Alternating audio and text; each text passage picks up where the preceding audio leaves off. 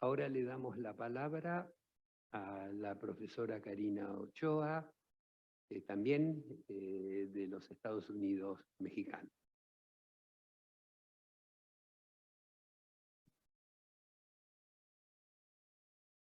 Bueno, primero agradecer a la invitación, agradecer a su eminencia, al cardenal Tuxton, a Monseñor Suárez y a quienes han hecho posible que muchos y muchas de ustedes y yo estemos aquí, a Marcelo Suárez y al juez Andrés Gallardo. También agradecer su escucha, porque sin su escucha mi voz no tendría resonancia, o sea, no tendría sentido. Entonces, agradecer la posibilidad que con esa escucha dan a la conversación. Voy a leer, pero en algún momento pararé y hablaré en modo ardilla para poder cubrir los temas, cubriendo también los tiempos. El mal llamado descubrimiento de América, como todos y todas sabemos, tuvo múltiples e importantes implicaciones, no solo para las poblaciones colonizadas, sino para la propia configuración del nuevo orden moderno colonial. El hecho colonial provocó numerosos debates sobre la naturaleza de las y los amerindios, mismas que motivaron las discusiones sobre su condición de humanidad, es decir, sobre el ser humano y sus derechos, y también sobre las relaciones que habían de establecerse entre los pueblos. Es ampliamente sabido que el problema de la naturaleza de lo indio está permeado por los intereses y el dominio de las potencias coloniales sobre los territorios y las poblaciones del mal llamado Nuevo Mundo. Y esos intereses configuraron la matriz de dominación colonial que quedó implícita, y esto es lo relevante, en las dimensiones jurídicas del nuevo orden político moderno. Por tanto, sigue teniendo vigencias esa matriz de poder de dominación hasta nuestros días. De ahí la pertinencia de que miremos y volvamos la mirada hacia atrás, hacia el siglo XVI, para entender y revisar cómo en los postulados teológicos se van a configurar y dar sustento a este nuevo orden moderno. Lo que voy a hacer es un acto de máquina del tiempo, regresar al discurso teológico del siglo XVI para entender en el debate sobre lo indio cómo se configuran los fundamentos del orden moderno colonial. Manuel García Pelayo sugiere que los problemas jurídicos desatados con la llamada conquista del Nuevo Mundo están por fuera del marco del derecho positivo, pues la secularización de tales problemas no se había producido en la cultura de ese tiempo. Efectivamente, recordemos que los debates fueron encarados por los teólogos dominicos, dado el universalismo científico que ganó en ese momento la teología de la cristiandad. Pero las implicaciones de estos debates traspasaron los límites de su propio tiempo. Por eso se hace preciso entender qué contienen esos debates y cuáles son sus implicaciones en la actualidad y en el orden actual moderno político. La mayoría de los pensadores del siglo XVI involucrados en la polémica sobre el problema indio fueron personajes no laicos que sostenían ciertos postulados religiosos que gozaban de consenso para el siglo XVI. Particularmente, el debate sobre lo indio está trazado por postulados formulados desde los teólogos dominicos y que van a tener una doble vía. Por un lado, estoy pensando en la controversia de Valladolid, está el debate de Juan Ginés de Sepúlveda, que de alguna manera recupera un racionalismo teológico porque los argumentos que plantea son fundamentalmente basados en los principios aristotélicos. Es decir, Ginés de Sepúlveda justifica la dominación y la subordinación de los indios a partir de la recuperación del planteamiento aristotélico de la relación esclavo-amo. ¿No? Y por otra parte vamos a tener una perspectiva desde un núcleo ético místico de la cristiandad que viene por la vía de los postulados formulados por Fray Bartolomé de las Casas. Hay una parte en las controversias de Valladolid donde Bartolomé de las Casas le dice a Ginés de Sepúlveda: mandemos de paseo a Aristóteles y pongamos en la mesa la fe, el principio de Cristo. Y yo creo que parte de ese debate es fundamental porque pese a las bulas papales que otorgan la condición de humanidad a las poblaciones indígenas, la narrativa que se instala en términos de la práctica colonial es la narrativa de Sepúlveda. Voy a seguir. Todos sabemos y todas sabemos que la sujeción voluntaria o involuntaria de los y las amerindias representa, desde la perspectiva de una parte de los teólogos involucrados en el debate, la única vía que tenían las poblaciones colonizadas. Pero solemos ver el problema y el hecho colonial solo desde las implicaciones que hay sobre las poblaciones que fueron sometidas. Pero no solemos ver la resonancia que el problema y el hecho colonial tiene sobre quienes emprendieron la empresa colonial, por ejemplo, la Iglesia. Y aquí quiero citar un debate y una crítica de Tzvetan Todorov, quien dice que hay una evidente contradicción en la Iglesia porque, cito, el cristianismo es una religión igualitaria, pero en su nombre se redujo a los seres humanos a la esclavitud. No solo se confunde poder temporal y poder espiritual, lo cual es la tendencia de toda teología de Estado, ideología de Estado, provenga o no del Evangelio, sino que además los indios solo pueden elegir entre dos posiciones de inferioridad, o someterse por su propia voluntad y volverse siervos, o serán sometidos a la fuerza y reducidos a la esclavitud.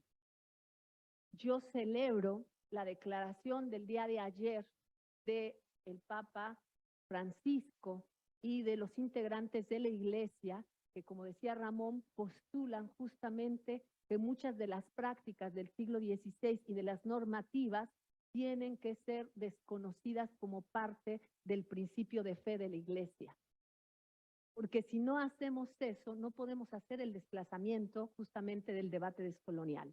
La Iglesia también se tiene que descolonizar y en ese sentido tiene que regresar al núcleo ético místico del principio de amar al prójimo como a ti mismo.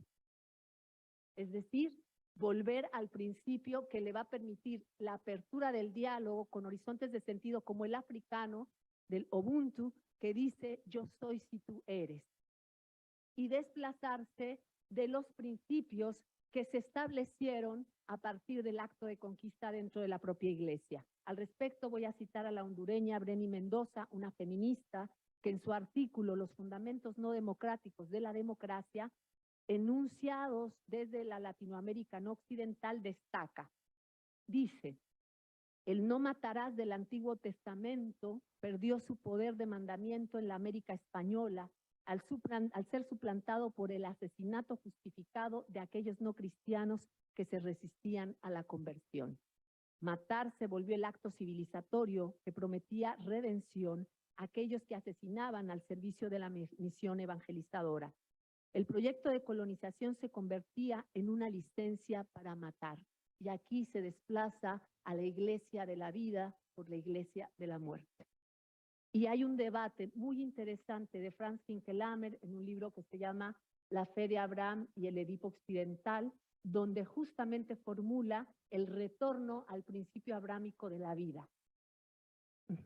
Y es un llamado a la Iglesia a hacer el acto descolonial. No solo se debe descolonizar el poder judicial, se tiene que descolonizar el poder espiritual.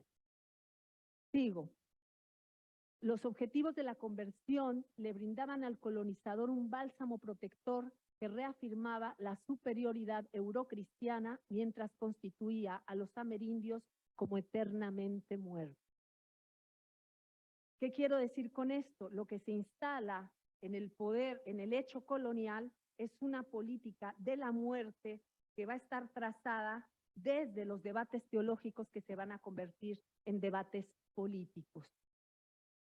La paradoja que plantea Tzvetan Todorov sobre el cristianismo como una religión de igualdad que en su nombre reduce a los seres humanos a la esclavitud ha sido una paradoja heredada también por el Estado moderno liberal, que en sus principios democráticos pugna por la igualdad, pero solo se aplica a quienes tienen pleno reconocimiento de ciudadanía. El problema de la paradoja de la igualdad es trasladado al Estado moderno liberal. Es decir, un Estado que pugna por la igualdad, pero que se sostiene sobre principios de dominación, exclusión, explotación y desigualdad. La paradoja de la Iglesia del siglo XVI es la paradoja de hoy del Estado moderno liberal. Y sigo, porque si no me va a ganar el tiempo. Las prácticas y discursos sobre las guerras de conquista revelan un acto de violencia justificada con base en el principio de la muerte, en la lógica colonizadora en ciernes. Y en este sentido, uno de los elementos que configuran al sistema moderno colonial es la violencia destructiva y genocida, tal como la desarrolla el doctor Dussel en su texto Eurocentrismo y Modernidad, Introducción a las Lecturas de Frankfurt. La violencia se articula simbólicamente, sin embargo, con otros procesos simultáneos e imbricados de subordinación de las poblaciones colonizadas, y estos procesos son el racismo y la generización. La construcción discursiva del otro indio se articuló una experiencia real de genocidio, pero también de misoginia, que desde múltiples y diversos métodos implicó la destrucción de las sociedades que existían antes de la conquista y la colonización de nuestros territorios. Recordemos que en los discursos teológicos del siglo XVI, los indios son equiparados con los infantes y con las mujeres, circunstancia que justificaría el trato desigual, jerárquico e inferiorizante de las poblaciones colonizadas. Y esto tiene que ver también con el islamismo, el colonialismo de la islamofobia, donde el blanco de ataque de esa islamofobia son las mujeres y el hijab. No lo voy a desarrollar, pero tiene que ver con cómo esto está asociado a la infantilización y a la feminización de esa otra dominada. Ginés de Sepúlveda, como el principal partidario de la desigualdad, inferioridad y bestialización de los indios, consideraba que los naturales americanos no reunían las condiciones necesarias para ser tratados como gentes, o sea, como sujetos, ni para ostentar los derechos correspondientes, por lo que estaban destinados al trato que tiene un amo sobre un esclavo. Su condición de no humanos, de bárbaros o bestias, los condenaba a la servidumbre frente a quienes estaban dotados de virtudes y prudencia, es decir, los españoles, hombres blancos occidentales, mismos que guiarían a los indios y a los bárbaros en el camino de la civilidad. Sepúlveda formuló el paralelismo entre los indios, las mujeres y los niños con el objeto de evidenciar y justificar la supuesta incapacidad de los naturales americanos para representarse a sí mismos. Para validar su postura, Sepúlveda tuvo que feminizar al indio, anularlo como sujeto pleno, dotándolo de características solo aptas para la servidumbre. A esto le llamo la feminización del indio y voy a formular muy brevemente qué es eso. Los procesos de dominación y los dispositivos de dominación que se aplicaron contra las poblaciones amerindias tienen su sustento en la experiencia de dominación que los hombres europeos de la cristiandad tenían sobre las mujeres europeas de la cristiandad. Antes de anular al otro lejano, había una lógica de anulación de la otra cercana. En ese sentido, esos dispositivos con el acto colonial fueron transferidos, ahora ya no solo a poblaciones marcadas por el género, sino ahora fueron transferidos a poblaciones enteras, a las poblaciones que había que colonizar. Por tanto, la dominación de género se transfigura en un marcaje de inferioridad que ahora va a ser traducido como el de raza. Es decir, a los amerindios y a las amerindias se les aplican dispositivos de dominación similares a los que se aplicaban contra las mujeres europeas de la cristiandad, pero como no eran sexual o biológicamente mujeres, se va a transfigurar, se va a permutar la condición de raza por la condición de género. Perdón, la condición de género por la condición de raza. Y la raza, como marcaje de opresión, opera de la misma manera que el género. Tiene un fundamento biológico que va a definir procesos de jerarquización desigual y de dominación sobre la otredad. En ese sentido, me interesa resaltar que el referente de dominación de los europeos colonizadores eran las mujeres y que muchos de los dispositivos de dominación que operaron sobre las mujeres europeas van a operar luego sobre las poblaciones amerindias. Así que lo que denomino como feminización del indio o generización se traduce en dispositivos y discursivos y materiales de inferiorización racial aplicados a poblaciones enteras y no solo a un sector de cuerpos sexuados como femeninos. Es también una de las vías bajo las cuales se posibilita la deshumanización de los y las amerindias, quedando reducidas al estatus y reducidos al estatus de no sujetos plenos, es decir, incompletos, penetrables, violables, desechables, objetivables y explotables. Esto explica por qué hoy en nuestros territorios el feminicidio es una práctica cotidiana y común. Porque nos han constituido desde el hecho colonial como sujetos que pueden ser asesinables, penetrables y desechables, sujetos feminizados. Por eso, cuando en nuestra América decimos, si tocan a una, nos tocan a todos, no es una metáfora.